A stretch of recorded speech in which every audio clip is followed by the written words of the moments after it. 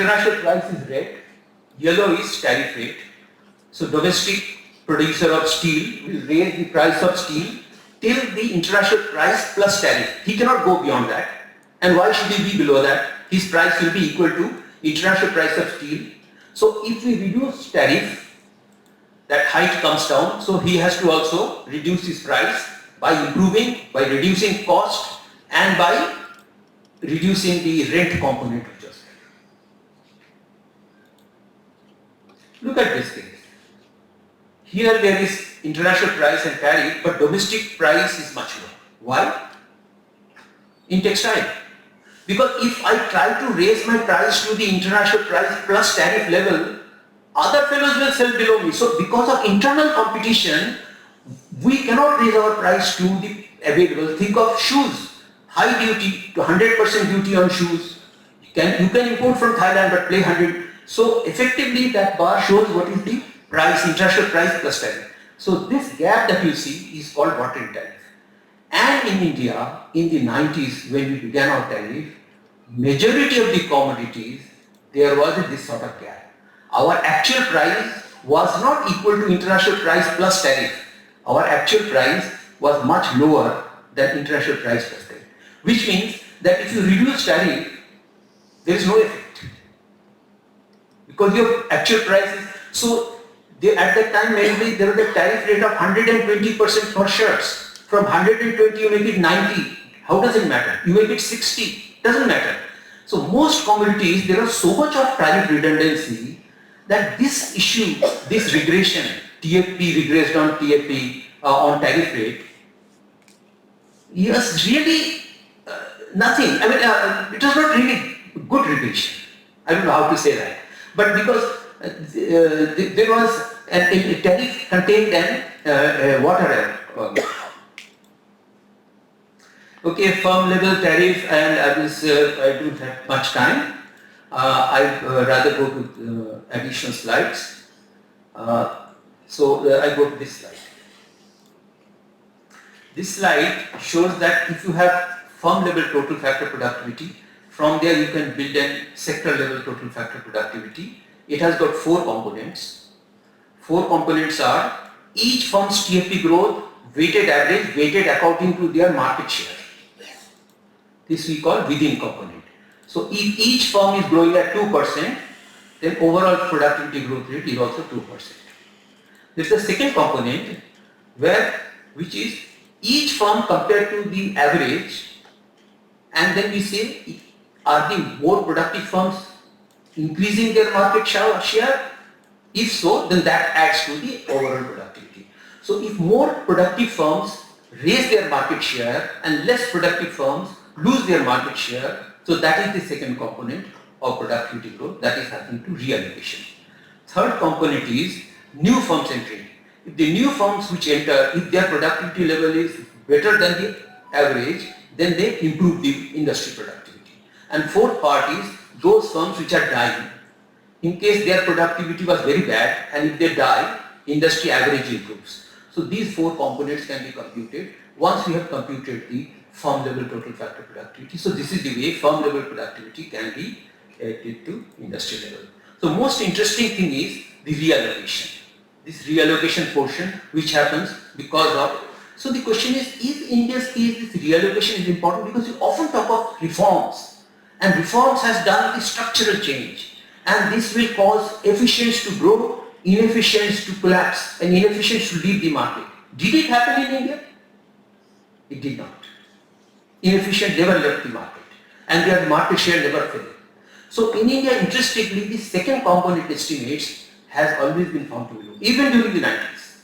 The studies for the 90s show somehow, however bad you may be, you are still able to maintain your market. I quote here a study, Thomas and Narayanan 2020. Aggregate productivity growth has mainly been driven by improvement in average productivity, that is the within firm component, and not reallocation. Reallocation during the post-liberalization phase to 1999 for the market. We also show that for many industries, the reallocation effect is negative. Instead of more efficient firm capturing bigger part of the market, it is the less efficient firm which are capturing a bigger part of the market, and this is pulling down their productivity.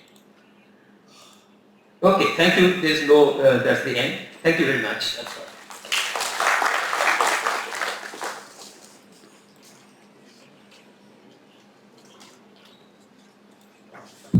Well, thank you, Mr. Goldar. I find listening to you always a learning experience, and the way carefully you look at data is a lesson. I mean, all of you should learn from this. I should learn from this. Before you start fitting models, it's very useful to pay attention to the data and its construction and the possibility of errors because you combine data from different sources. It's really a valuable insight. But I'm not going to talk about what I learned. We have some time. Any questions? Yes. Can somebody pass the mic?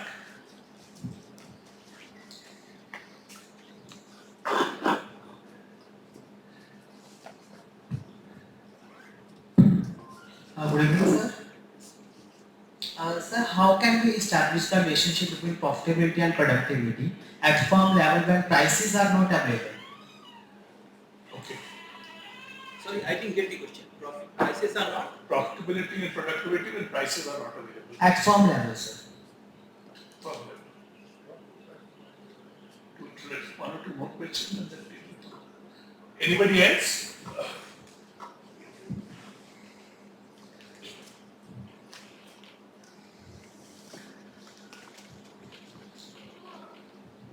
Extremely interesting and instructive. You actually woke all of us. Just one thing which has come to my mind. You're finding that service sector's productivity is going down. Seems to be counterintuitive in the sense that it has been growing very fast. Could it be because there are so much of probably competition? The margins in the service sector have gone down, as a result of which productivity may be seen to be less. I mean, just a hunch. I don't know if it's confirmed. Because this second one I must answer immediately. The reason is I will forget. There are three reasons now I have found why it's happening. One is, in a way, our data are wrong. Our data are wrong. Yeah, data wrong. Data wrong for one reason I gave you is that this, you see what is happening? Employment and unemployment survey, PLFS, blindly using that data and combining them. Although we have not been able to give a solution, but we are seeing something wrong. I don't know. I wanted an answer to that question, which about SC, ST and OBC. If anybody can give an explanation. There is a second reason which I have recently discovered, which may be interest to Anant. In 2011 series, we shifted from a concept of establishment to enterprise. So if there is a Maruti factory and there is a Maruti showroom, the value added in the showroom goes to services or manufacturing. It goes to manufacturing. But the workers in the showroom go to which sector? Trade. So if you open 4 more showrooms, all the value added will be added to manufacturing and all the workers will be added to trade. So as more and more of these showrooms, retail outlets, etc. of the companies are coming up, value addeds are always getting added to the manufacturing sector and workers are always getting added to the trade sector. So this is a very interesting possibility. There is a third point, again before I forget. Online sales, Amazon and others. Now think of this, because of this, the amount of competition it must have caused to the wholesalers and retailers. Our industry's trade was earlier mainly retailers and wholesalers. And retailers and wholesalers had a margin. I think with the coming of the Amazon and other such companies and other online, which are really working in a very competitive way, they must have greatly compressed the margins of retail, wholesalers and retailers, and this is being shown in the data. But for that, you see, we need an appropriate deflator in the national accounts, which is possibly not happening, and this is showing up. We have not made any mistake in our computation of productivity, that I can assure you. If there is a problem is these sort of concepts which are come, on which we have no control. Let me add a couple of things to what Professor Goldar is saying, which is indicative of what it looks like. The composition effect, what you said about when we shifted from enterprise to establishment, our aggregate estimates improve, but our composition of value added was compromised a little.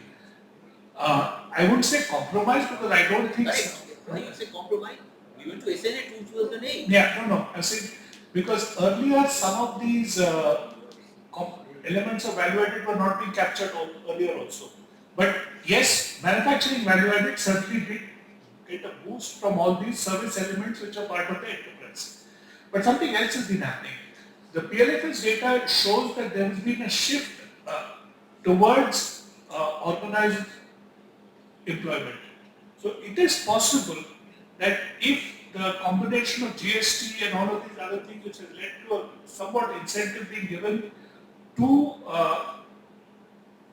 the increased share of value added being captured by large enterprises, this sort of effect which you are describing could be happening. The second thing which I'd like to add to what Professor Goldar is talking about is the earlier problem which he was talking about. I think what he's hinting at that you cannot use labor force estimates in aggregate. We've been tending to take EUS, PLFS estimates of overall employment, because there's a lot of heterogeneity in our workforce, and that heterogeneity has really seen a lot of change in recent times, particularly in the fact that our educated workforce has increased very rapidly, not since 2011, it's actually risen from 2006 onwards. Ever since we started making this push towards improving enrollment in schools and higher education, the worker composition and education composition has been changing. Now, we are treating it as a homogeneous workforce, but it is actually heterogeneous with composition effects changing, and we are therefore getting a problem. Now, in 2011 estimations, we tried to take account of some of those composition effects in treating workforce as heterogeneous. But not recognizing the heterogeneity in labor and concluding productivity estimates may be a problem of a bias also. So that's an interesting point. Boy, I had a question about profitability and prices. Profitability and prices, no, but profit rate can be computed. Profit rate, but there is no problem in unless and the question is profit margin, percentage margin. But even then, I think it can be computed anyway. But if you can do, there are a set of papers by, I think, Day Leoker and others who have gone into the issue that the problem is, you see, at the industry level, we use one common wholesale price index. But to think that every factory is facing the same price is not right. So there can be firm specific price because of their markup. And so in the estimation of production function, estimation of productivity, this aspect needs to be brought in. I don't know if the comment was about that. So a methodology they have developed. However, not many people have used that subsequently for that. For that, they have gone to the detailed product level, quantity and value available in province. And from there, incidentally, province gives quantity and value of different products. And from there, the price realized can be determined. Anybody else? Yes, there's a question there.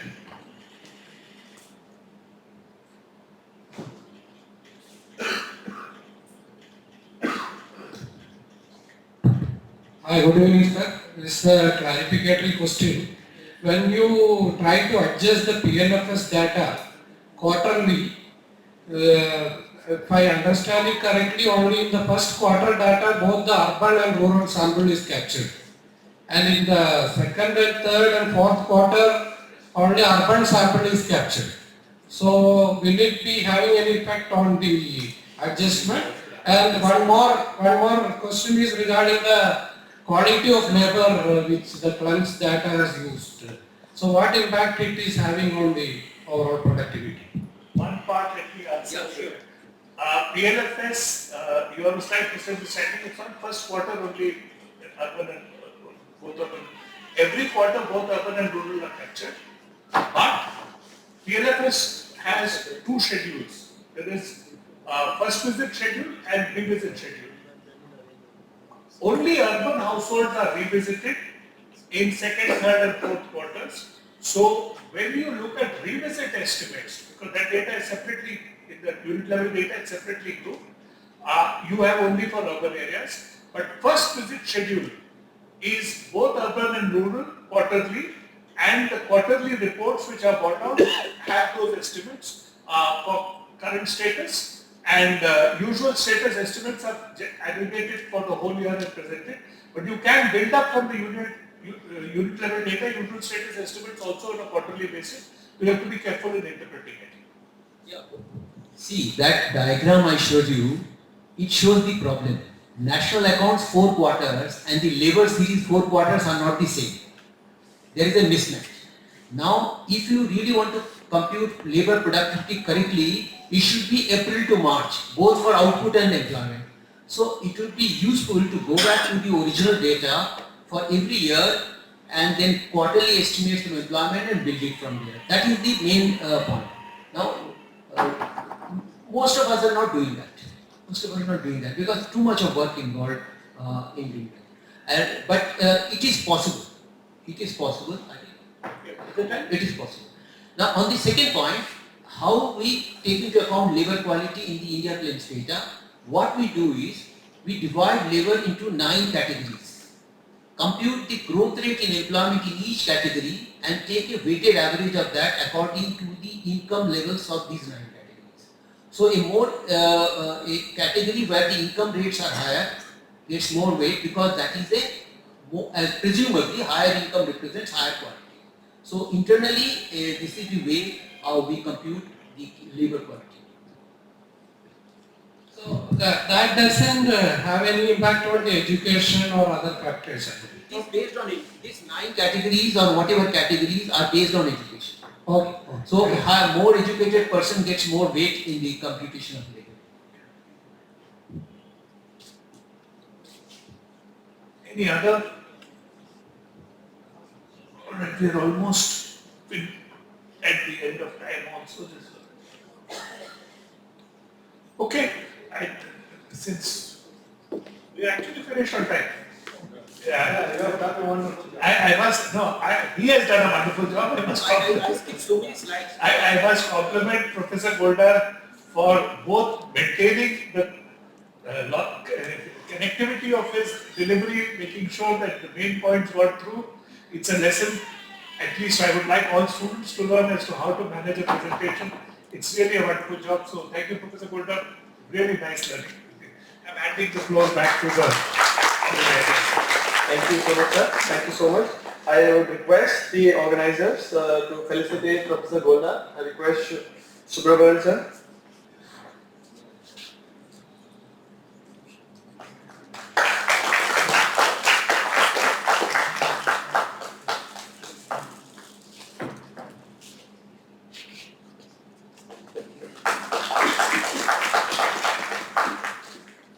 Thank you so much, sir. Thank you for the wonderful and yes, to finish the session which was going late on time.